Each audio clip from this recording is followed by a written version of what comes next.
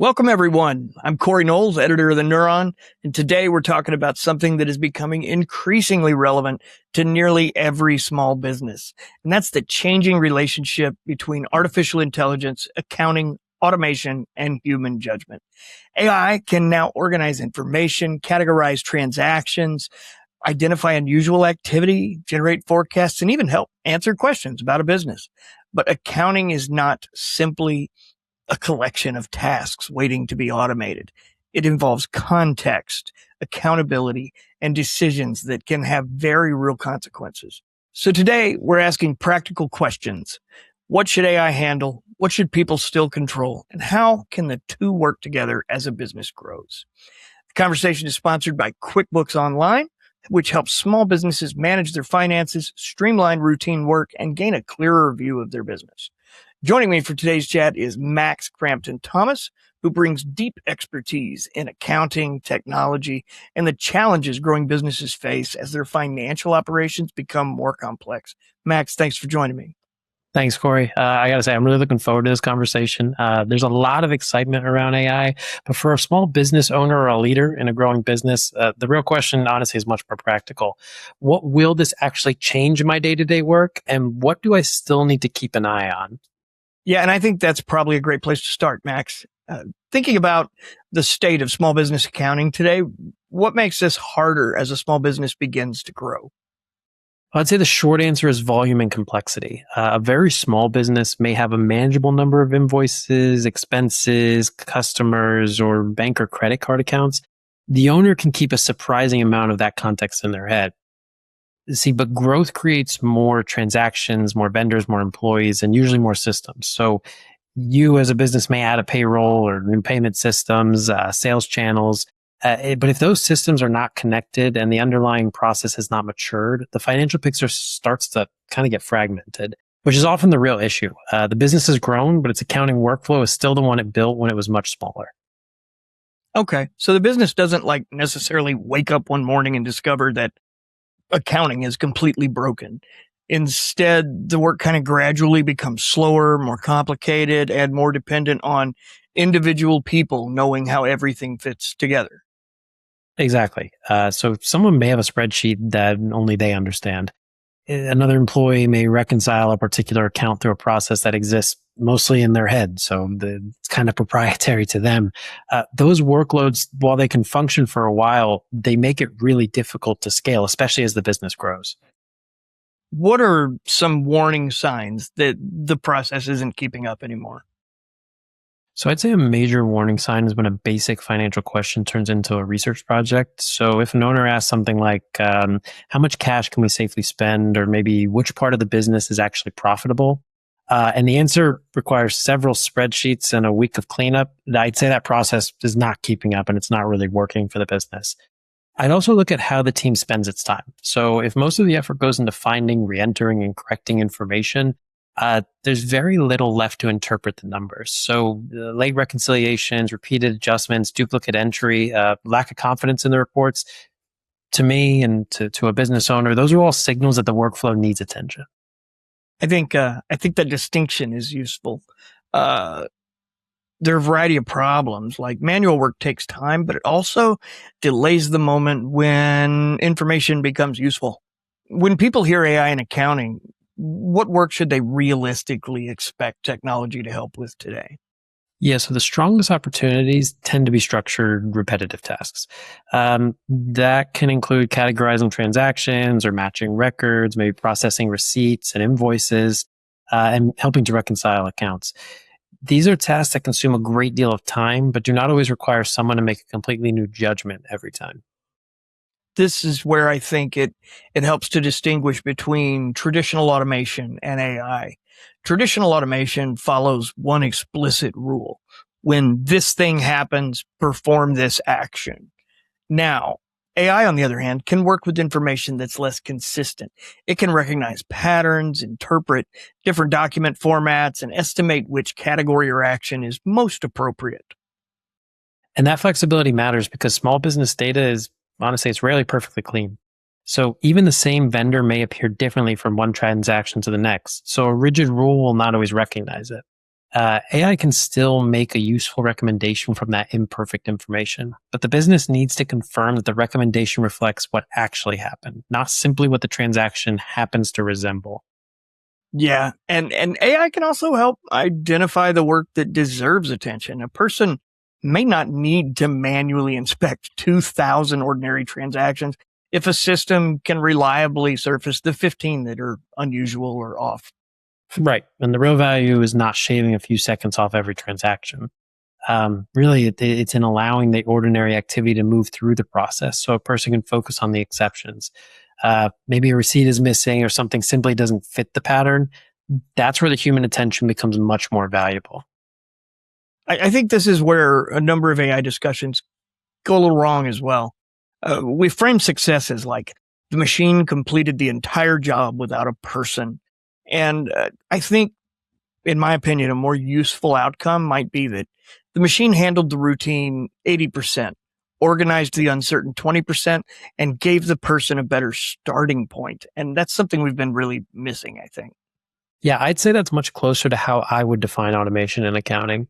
The system handles what is predictable and brings the uncertainty to a person who remains responsible for that result. There's an important difference here between AI that suggests something and AI that acts. How should a business decide whether an AI system should recommend an action, maybe prepare an action for approval, or just execute it automatically?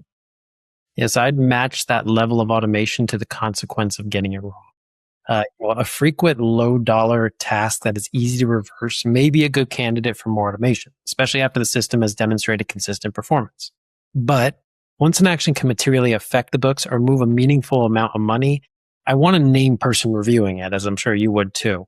That becomes even more important when the right answer depends on an accounting judgment. So, if I put it simply, the harder a mistake would be to undo, the less authority I would give the system on its own.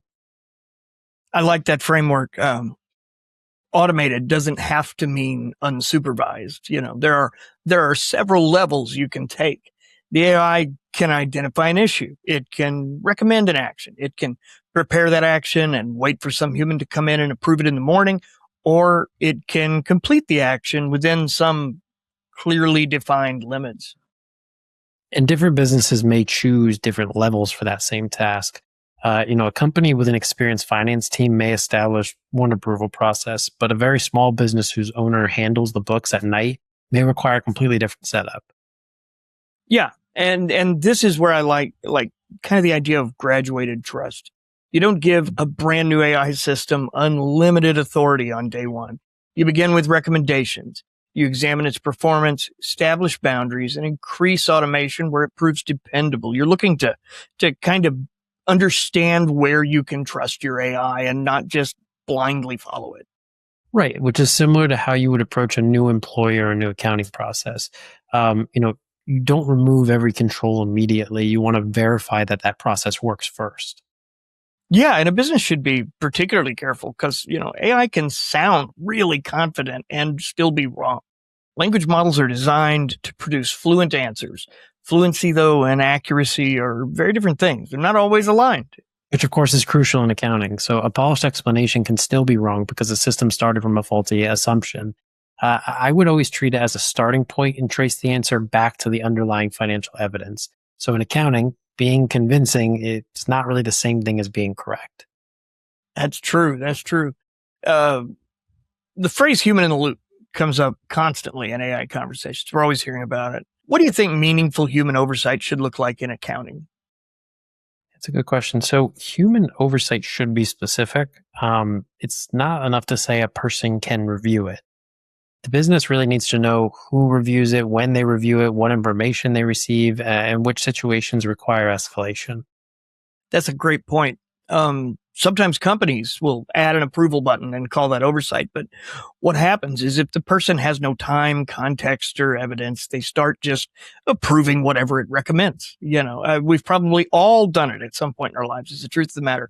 And that's not human judgment. It's ceremonial clicking. You're right. I mean, really, the reviewer needs to understand why the item reached them and see the evidence behind the recommendation. If they can't tell what their approval will actually change, that approval step creates a false sense of security. It does. And that also means that not every AI output deserves the same amount of scrutiny. A $15 office supply transaction and a $50,000 payment should not necessarily move through the same review processes. Correct. Really good controls are risk based. So the stronger review belongs wherever a mistake could genuinely affect the business. I think I'd add one more requirement. People need permission to disagree with the system. Automation can create a psychological trap where the recommendation starts to feel like the default answer. And this is where business context matters. So an expense may look unusual because the company made a deliberate investment. Revenue could appear lower because billing timing has changed. A transaction may resemble one the system has seen before, but have a completely different purpose. This is where AI can help to identify the pattern. So a person who understands the business can explain why the pattern changed and then decide whether the accounting treatment still makes sense. Exactly. The AI sees patterns in the data. The person might know why the pattern changed. And I think that's the partnership we're really describing here. Agreed. So automation is often sold as a time-saving tool. How can better accounting automation improve business decisions rather than just cutting administrative work? So I think we'd all agree that saving time is valuable, particularly for small businesses where everyone's already stressed. But I'd say the larger benefit is that businesses can understand its financial position sooner. If the books are consistently behind, every report is historical. So leaders are looking at what the business was doing several weeks ago.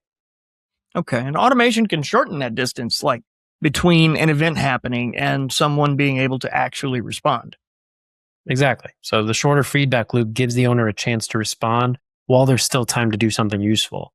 A cash flow problem is much easier to manage when it appears as an early warning sign instead of an emergency. The value is not that AI chooses the response. It's really that it gives the owner better evidence and more time to choose one. And AI can help translate some of that data into questions worth asking, like, why did expenses rise this month? Which customers are paying later than usual? Where is cash becoming constrained? Maybe which part of the business changed the most significantly this month? The AI doesn't necessarily make the final business decision, but it can help the person find the decision hiding inside the data. Which is particularly useful for an owner who understands the business far better than they understand accounting. They don't necessarily need another report. What they do need is help recognizing what changed and whether it deserves attention. AI can point them toward that question. An accountant or a bookkeeper can then validate the numbers and help explain what that change means for the business.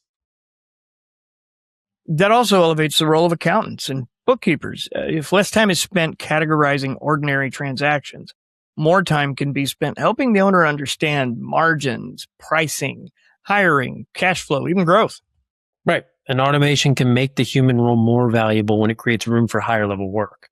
Another one of the themes we're going to dive into today is the idea that scalable businesses will rely on AI and human intelligence working together. What does that combination look like as a business grows? Yeah. So good question. AI can give a growing business more capacity without requiring every process to expand at the same rate as a transaction volume. It can consistently handle repetitive work, monitor large amounts of information, and surface issues. But people determine what the business is trying to achieve and how those findings should affect a decision. I think a useful way to think about this is AI helps a company process more, people help it understand more. Right. And businesses need both. Processing more information without understanding, it simply creates more confusion. Human insight without dependable information can lead to decisions based on incomplete data, which nobody wants. Yeah, of course. And there's also a management question here. When automation handles more of the first draft, the first review, or the routine processing, employees need skills beyond completing the task manually. They need to know how to verify work, investigate anomalies, challenge assumptions, and communicate what those numbers actually mean. The job becomes less about moving information from one place to another, and then it becomes more about supervising the process and interpreting the result, which, of course, at the end of the day is more valuable. Yeah. And I'd say that doesn't eliminate the need to understand the fundamentals. In fact, oversight becomes really difficult if no one knows how to do the work well enough to recognize an error. Absolutely. Automation increases the importance of accounting knowledge because someone still needs to evaluate whether the result makes sense.